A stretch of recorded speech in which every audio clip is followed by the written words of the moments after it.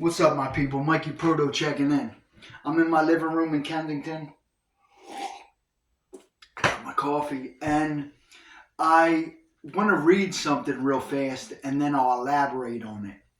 We're told in the Bible, in the book of Joel, in the 3rd chapter, in the 10th verse, let the weak man say, I am strong. For by his assumption, the cause substance I am is rearranged, and must therefore manifest that which its rearrangement affirms. This principle governs every aspect of your life, whether it be social, financial, intellectual, or spiritual. Okay, now, in the book of Joel, when we are told, let the weak man say, I am strong. I want, as a Bible study, for everyone to open their Bible to the book of Joel. I love to preach from the Old Testament because the Old Testament brings together, it's the common denominator between Christians, Jews, and Muslims.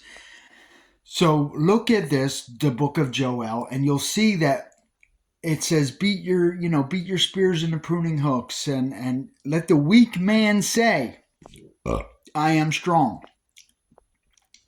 I know if you read any different type of version like the NIV or the ESV, that it might say something different, and then it will lead you to believe that it's not the message that's given. But the message that was given in the original Greek, in the King James Version of the English, which was the first English translation from the Greek and the other home languages.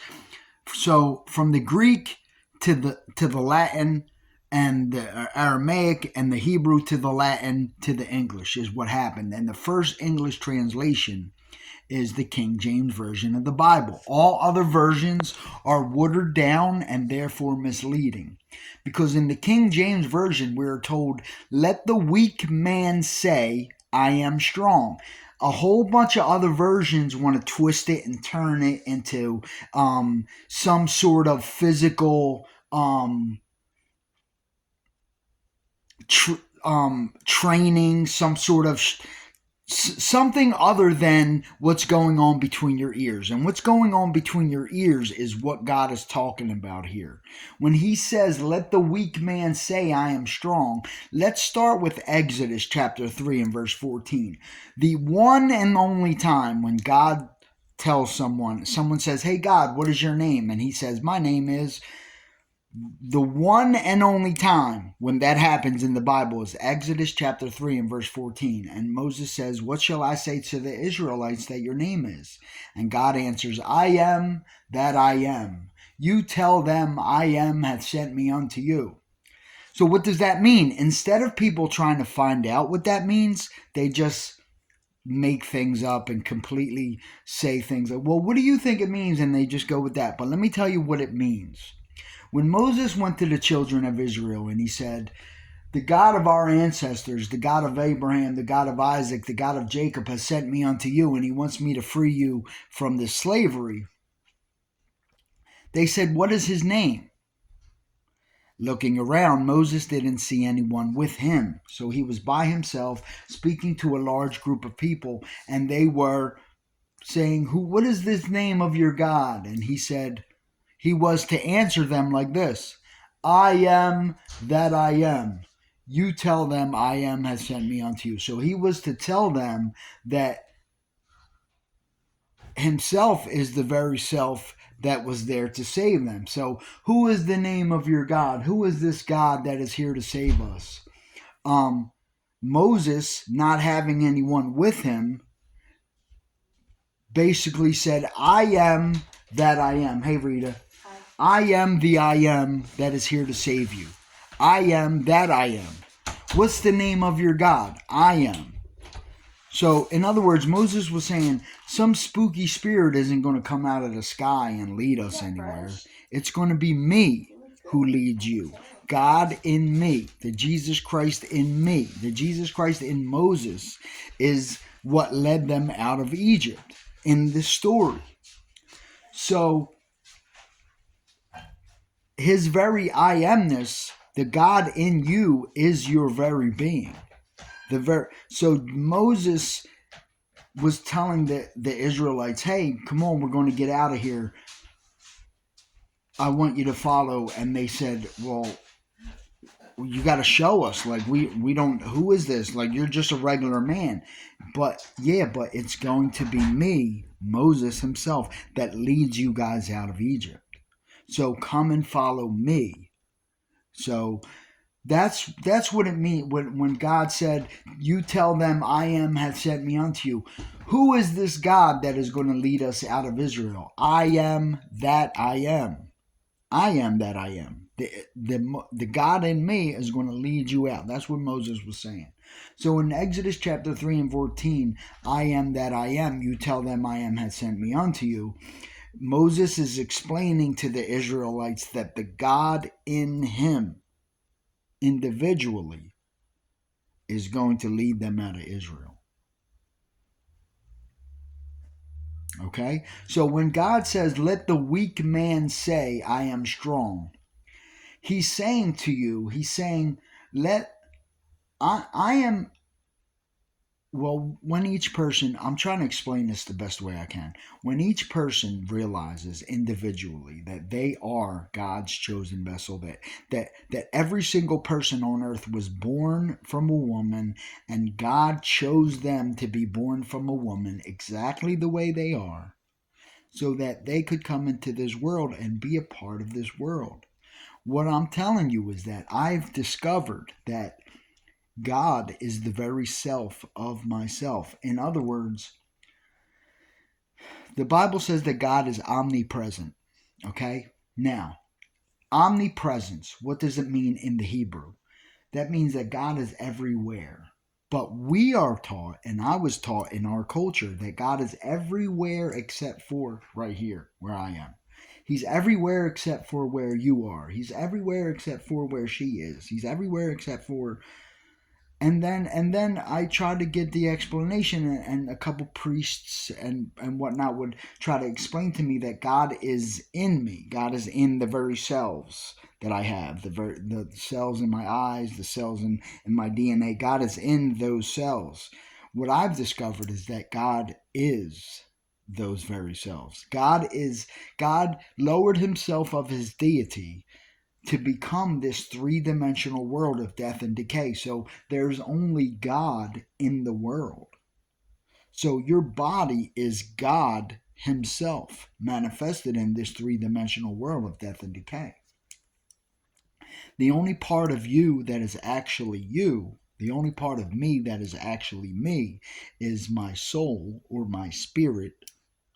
Soul, spirit, wind, and mind, all four of those words are interchangeable in the Hebrew, in the Greek, and the Aramaic. Look it up for yourself. I want you to look everything up that I'm saying, so you can stop listening to these people that are out here telling you that the Bible is a history lesson, and that you could believe in some dude that lived 2,000 years ago, and sinning is someone manipulating your behavior. You'll do what they'll tell you to do, or you're going to a lake of fire and all this whatnot. God is the very self of yourself. And once I discovered that by manifesting, the first thing, I jump around because I have so much information, and it's difficult for me to teach a class when there is no class in front of me. Thank God I just got invited to teach a class and to preach at someone's church. That would be very better for me, because I've learned the Bible to a point where I can meet people where they are in their faith. So when I'm talking to just a phone and just videotaping myself, trying to give people as much information as I can according to the Bible and what I've learned, I tend to jump around because I have a lot of information up here. So I am, and God is the very self of yourself, and this very being that you see, that you call Mike Proto, this is going to die, and this is going to go back to the earth. And then what part of me is still alive? My soul, my spirit. It's the only part of me, and that soul, that spirit, that is actually my mind, my capacity to think. And in the beginning, when it says in Genesis, in the beginning God created the heaven and the earth. The word there, God, the word that we just translated God is Elohim. Okay? Now in verse 26 it says, let us make man. That word is Elohim. Now if you look at the Hebrew, you'll see that God and man, Elohim, are the same, one and the same. So God says, let us make Elohim in our image, in our likeness. What image are we made in? Elohim means for the Hebrew a creative power, a creative being, the ultimate creative power. The Elohim, the ultimate creative being. So in the beginning, the ultimate creative being created the heaven and the earth. The heaven is within us and the earth is outside of us. And he said, let us make man in our image, in our likeness. He says our, and it's plural because Elohim is plural. And Elohim is plural because the one great mind, the one great thinking capacity brain broke itself down into a bunch of pieces. And he gave each human a piece of his Elohim, of his creative power, of his mind, of his brain. So that mind that he put into us, we call it spirit or soul. Sometimes they call it wind in the Greek and the Hebrew and the Aramaic. So we're told that the Jesus Christ who was in us, who is in us, is our hope of glory. So the Jesus Christ who is in us is the God who is in us. And the God who is in us is the God who is us. So there's only God in the world. Everywhere you look, it says God is omnipresent. That means God is everywhere. God is everything. God has manifested himself into matter, solid, liquid, and gas, to become this three-dimensional world of death and decay. Now, when I learned all this and I found this pattern, the first thing I did was I was down on South Street and I seen this rainbow knife. And there was this rainbow knife and I couldn't afford it. And I said to myself, let me apply this principle. So the principle is that, and everything that goes on in your mind will eventually manifest itself. If you keep it in your mind, and don't be like a wave of the sea. If you know what you want and you keep it in your mind, okay? So I went home and every night I imagined to myself, whatsoever you desire, believe that you have received it and you will. So I believed and I imagined myself having already received the knife and that it was mine. And I did that for 3 or 4 nights. And then about a week went by and my uncle called me and he said, hey, you want to come up and power wash my girlfriend's house? I said, sure. And I power washed her house. And when we were done, he took me to his house and he had 2 display cases in his living room. And what was in that display cases was sunglasses and knives. And I just came across the rainbow knife. It wasn't kind of like the one I saw. It was the exact replica. And that shocked me. That blew me away. And I took that as just a coincidence. I blew it off. I said, no way, no way, no way. And then a couple days later, I went down to the store on a Sunday morning. And I lost $340 in my wallet. I dropped my wallet. Someone picked it up and they didn't tell me. So I realized that. I ran back to the store. I told the lady at the store. She said she'll see what she can do to help me. So I went to my work and I told my boss I might have to borrow $340 off you because I got to pay my rent tomorrow and I don't have it because that was part of my rent money. And people, they all talk trash. Everybody at my job, those are the kind of people I work with. They're like, everything's like, nothing positive comes out of their mouths. You'll never see that again. This is Kensington, blah, blah, blah, blah, blah. You lost that. You're burnt, blah, blah. And I said, I'm not burnt. God has my back. He'll make sure I can pay my rent. Someone needed that more than me. The faith of a mustard seed can move a mountain. And I had faith that God had the best in store for me. My faith wasn't, oh, I believe in some guy who lived 2,000 years ago. And then, no, I believed in that moment that God would help me get the money that I lost. I believed it. I didn't worry. I didn't complain. I didn't curse God to his face. I applied the principle to my life. I said, let me believe. And I believed. And I said, God has my back. God has my back. God has my back all day while everybody was talking trash. And later on that night, I got a knock on the door. And they took me down to the store. The lady opened the store back up, turned the camera on, and she told me the whole story. She was a 25-year police detective, retired. And she was happy to have this opportunity to show her skills, because she looked in the camera, found out who the guy was, recognized him from the neighborhood, knew where he works, and she went to his work, and she guess who his boss was? Her 25-year police detective partner. I mean, you can't make this stuff up. So the dude calls the guy into the office and says, "Give the money up from that wallet you found this morning." And the guy was so shook. I'm assuming he was so shook that he went in his pocket and pulled out all his money. He must have had $20 of his own money mixed in with my money, because he gave $360 up. And then took them to where he threw the wallet in the alley, and I got $360 back.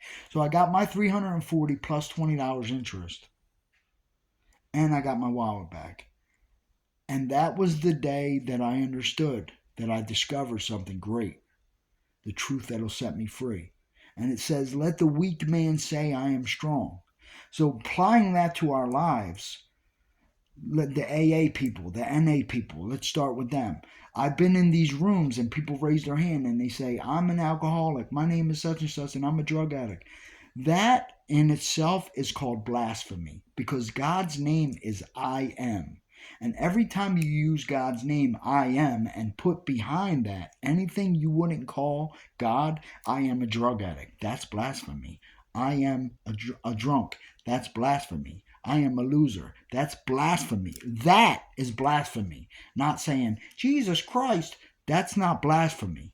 Blasphemy is when you use the name of God, which is I am, and put behind it anything that you would not describe with God. Like anything that you, any label that you would not put on God, you can't put on yourself. That's blasphemy. So when God says, "Let the weak man say, I am strong," he's saying, let the alcoholic say, "I am sober." Let the drug addict say, "I am clean." Let the gambler say, "I don't gamble." Let the angry man say, "I am at peace." This is how you apply the word to your life. It's very simple. Let the weak man say, "I am strong." Why would God want a weak man to say, "I am strong"? So if I go to Planet Fitness and I'm a weak man, and there's the weight right there that I probably can't lift, if I say I am weak, where does my capacity to lift this weight come from? It comes from my attitude towards it. Do I have the ability to get under this weight and lift it? I am. Let the weak man say, "I am strong." Because when the weak man says, "I am strong," his attitude or concept of himself changes, therefore changing reality. If a weak man says, "I am strong," in this moment, he is still weak, but he has already gained the strength to become stronger. And the strength comes from not lifting the weights, but from the attitude that he had of himself before he went to lift the weights. You understand? Let the weak man say, "I am strong." So if you're tired of listening to these knuckleheads that tell you that the Bible is a history lesson and that sinning means whatever they want it to mean, sinning means miss the mark in the Greek. Look it up for yourself. To sin in the Bible means to miss the mark. And the mark is your goal. Like James says, don't be like a wave of the sea, because God doesn't give anything to a wave of the sea, because you have to know what you want. What is it that you want? Abraham, Isaac, Jacob, they were all called, they were all chosen, and they were all blessed. The Bible says, "Worthy is the lamb that was slain to receive riches." So worthy, all the different everyone in the Bible that was called ended up being millionaires, being rich, being able to be strong, being able to be heroes, being able to be just having an amazing existence if you think about it. And it simply comes down to your own attitude towards yourself. Everything depends on your attitude. My attitude is my concept of myself, and my you can tell what a man's concept of himself is by how he reacts to the world and what comes out of his mouth. So you know what comes out of my mouth and how I react to the world, what I really believe in, what I really believe in. And that's how you can tell what you really believe in. So it's time to stop blaspheming and calling yourself alcoholic. It's time to stop calling yourself addict. It's time. Hi, baby. Hi, Margie Podgy. Hi, baby Margie. Margie. Margie. Hi, baby. He's so big. He was the smallest. Now he's the biggest. Hi, buddy. Hi, buddy. I love you. I love you. You're my baby. So that's a little Bible study I have for today. Joel, chapter 3, verse 11. And let the weak man say, I am strong. Think about it. Think about that today. Why would God want a weak man to say, I am strong? And what's that got to do with being saved?